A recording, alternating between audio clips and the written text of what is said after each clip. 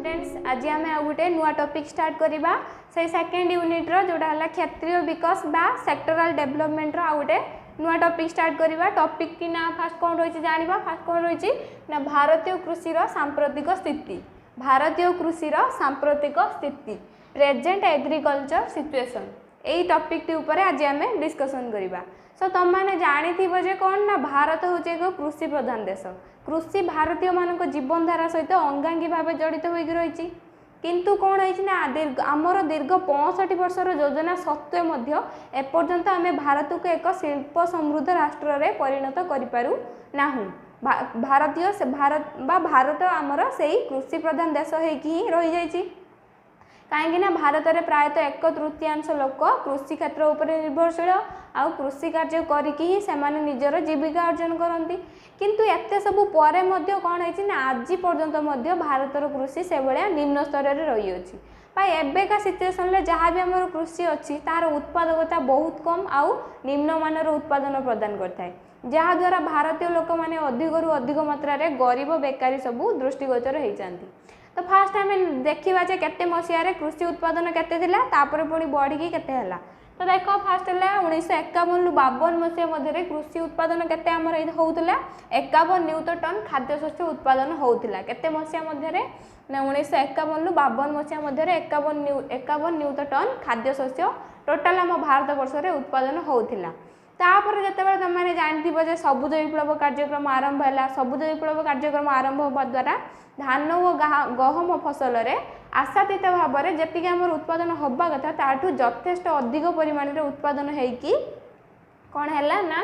2013 रु 14 मसीहा मध्य 264.77 Newton ton आमर टोटाल ये खाद्यशस्य उत्पादन है कहाँपाई आम खाद्यशस्य उत्पादन में वृद्धि परिलक्षित होता केवल सबुज विप्लव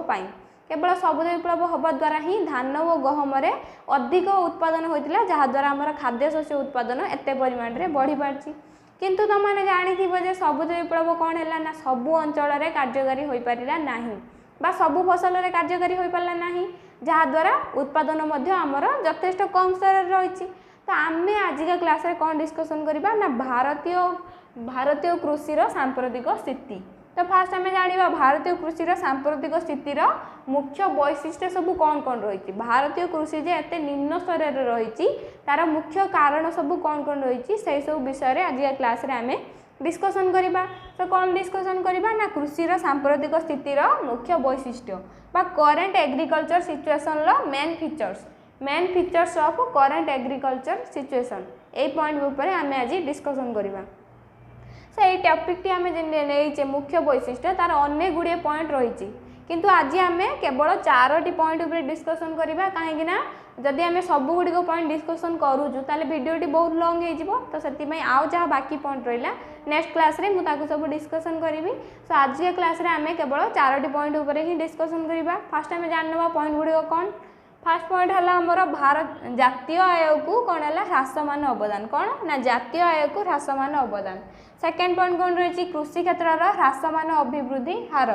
थर्ड पॉइंट है कृषि उत्पादन ह्रास वृद्धि फोर्थ पॉइंट है ह्रासमान आबादी जमी और कृषि उत्पादकतार स्थाणुता यही सब पॉइंट उपर आम आज डिस्कसन करवा सो फास्ट पॉइंट लगे जातीय आय को ह्रासमान अवदान जातीय आय को ह्रासमान अवदान कौन पाई रोचे ना तुम मैंने जानते दिन को दिन कौन होमर जनसंख्या जो आशातीत भाव में बढ़ी चलती जनसंख्या बढ़ा जो हिसाब से जनसंख्या आमर बढ़ुची से हिसाब से आमर कौन कृषि उत्पादकता बढ़ा दरकार किंतु कौन हो कौन कारणवशतः कृषि क्षेत्र में यथेष्ट अधिक परिमाण में उत्पादन हो पारना आ कौन हो जिते जनसंख्या बढ़ुची तो से आम कौन करवा दरकार ना निजुक्ति सुजोग सृष्टि करवा दरकार किंतु भारत में कौन है ना शिल्प आमर जे माध्यमिक क्षेत्र कच्छपगति माध्यमिक क्षेत्र टोटाली डेभलप होना जहाद्वारा सब लोग आमर कृषि क्षेत्र उपर निर्भरशील किंतु कृषि क्षेत्र उत्पादन यथेष्ट कम मात्रा रे होउची जहाद्वारा अधिकरू अधिक मात्रा बेकारी भी सृष्टि होती आमर जातीय आय यथेष्ट अभिवृद्धि साधित होना कृषि क्षेत्र जहाँ भी आमर जातीय आय को मिलूँ जातीय आय को जी अवदान ता दिन को दिन कमिबार लगी बढ़िया परिवर्ते कौन हो दिन को दिन आमर आहरी कमिबार लगी तो से कौन हो लोक मैंने जे कृषि उपर अधिक अधिक मात्रा निर्भरशील रोचंती जहाद्वारा बेकारी भी अधिक सृष्टि होती देश दारिद्र्य दारिद्र्यतम होद्वारा आम देश में जातीय आय मुंड पिछा आय एसबू यथेष्ट अधिक परिमाण में कमिबार लगी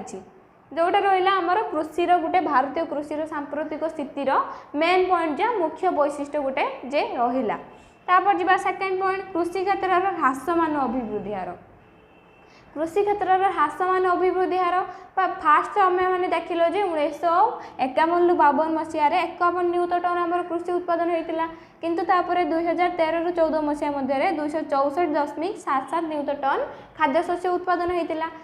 एते खाद्यशस्य एते मात्रा उत्पादन बढ़िबार प्रधान कारण होची सबुज विप्लव किंतु कौन है ना सबुज विप्लव पाई आमर मौसुमी प्रभावटा ठीक समय आसवा दरकार बा गोटे गछ बा फसल करने ठीक टाइम रे वर्षा हेबा दरकार किंतु कौन होची ना आमर केते अनेक स्थान रे भी लक्ष्य करा जायछि मौसुमी प्रभाव प्रतिकूल होईछि जो समय आमर वर्षा हवा कथा ठीक टाइम रे से समय वर्षा हैनी जहाद्वारा आमर कृषि उत्पादन बढ़िबा परिवर्ते आउरी कमिबारे लागिछि तो जोटा जो कहुई कौन होमर ना कृषि क्षेत्र ह्रासमान अभिवृद्धि हार एमतीका लक्ष्य किछिटा जमी पंचवार्षिक योजना होता कि पंचवार्षिक योजन आमर उत्पादन यथेष्ट परिमाण में बढ़ी तो पुणी किसी पंचवार्षिक योजन कृषि उत्पादन बहुत परिमाण में आमर कमी आसी तो आम ए दुईटा पॉइंट नहीं देखा तो फास्ट है नवम पंचवार्षिक योजन आम टोटाल केते उत्पादन होता ना 2.44% केते उत्पादन होता 2.44%।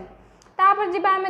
दशम पंचवार्षिक योजना जे होता आमर 2.30 केते उत्पादन है 2.30 तो नवम है 2.44%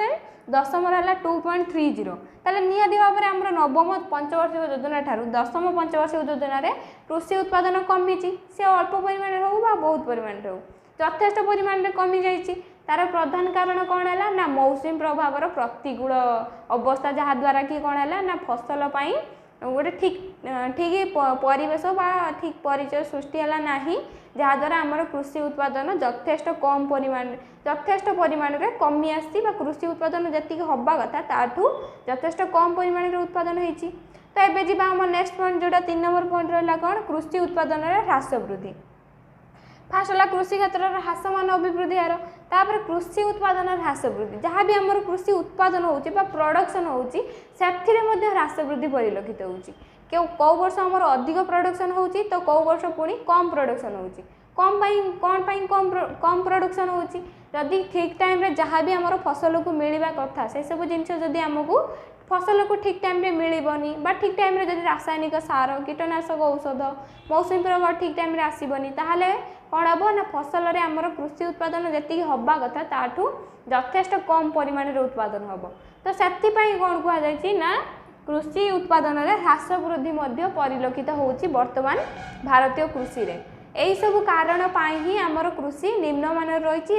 लोक मान जीवन धारण मान भी बहुत निम्न स्तर रही निम्न मान जीवन धारण मान लोक मैंने भारतीय लोक मैंने बहुत निम्नमान जीवन धारण करछंती आज अधिकांश लोक निरक्षर लेखि पढ़ी जान ना तो से कौन होची ना भारतीय माने दरिद्र और बेकार हो अधिक रु अधिक दरिद्र होती जहाद्वारा से जीवन धारण मान में भी बहुत परिमाण में बहुत निम्न स्तर में हो जाउची तो ये जीवा आमर 4 नंबर पॉइंट ह्रासमान आबादी जमी और कृषि उत्पादकतार स्थाणुता कौन ह्रासमान आबादी जमी और कृषि उत्पादकतार स्थाणुता आबादी जमी बा जोगुड़ा को आम कहे चाष उपयोगी जमी सेटा दिन को दिन कमिबार लगी कौन पाई कमुची ना तुम मैंने जानी दिन को दिन आमर कौन होची ना आमर जे रही आमर जनसंख्या सेटा दिन को दिन बहुत परिमाण में बढ़ी चलती तो जो हिसाब से जनसंख्या बढ़ुची तो से हिसाब से आमर अधिक कल कारखाना विभिन्न प्रकार रास्ता घाट डाक्तरखाना ये सब नुआ नुआ सब शिल्प इंडस्ट्री सब गढ़ी उठुची तो सेटा कौटी गढ़ी उठिबो निहाती भाव में चाष जमी गढ़ी उठिबो तो चाष जमी गढ़ी उठुची माने आबादी जमी बा आमर चाष उपयोगी जमी सेतिकीर परिमाण दिन को दिन कमी चलती किंतु से हिसाब से जनसंख्या बढ़ी चलती तो बढ़ुवा जनसंख्या आम खाद्य ठीक भाव में जोगाण करूना जहाद्वारा खाद्यपाई आमको अन्य देश उपर निर्भरशील रही पड़ुची हेटा गोटे प्रधान कारण आबादी ह्रासमान आबादी जमीर परिमाण सेकेंड परिमाण है कृषि उत्पादकतार स्थाणुटा कृषि उत्पादन जोटा रही सेटा पूरा प्रायतः स्थिर होगी रही जाऊँगी उत्पादन बढ़ू ना बा कमु ना गोटे प्रकार प्रायतः कांस्टेंट स्थिति रे रही जाइए जो कौन हो जनसंख्या किंतु बढ़ी चलती किंतु कृषि उत्पादन कौन रही ना गोटे स्थिति रे गोटे लाइन ले पूरा कांस्टेंट होगी रही जाइए जदि आमर कृषि उत्पादन बढ़ी पारंता अधिक रु अधिक मात्रा रे ताहले जनसंख्या जिते बढ़िले आम से गोटे चिंतार कारण हो न था किंतु आम कृषि आबादी जमी कमी जाऊे जेहेतु कृषि उत्पादन स्थाणु बा स्थिर होगी रही जाऊँगी जहाद्वारा आमर जनसंख्या जिते बढ़ुची सेते अधिक चिंतार कारण सृष्टि होउची। सो आज का क्लास रे आम चारिटा पॉइंट को केवल डिस्कसन कलु नेक्स्ट क्लास रे आउ जहाँ बाकी सब पॉइंट रही से सब पॉइंट विषय डिस्कसन करवा। सो आज का क्लास जब तुमको भल लगी मो वीडियो को लाइक करो आम चैनल को सब्सक्राइब कर दियो आ तुम सांग मान निकट को शेयर करो।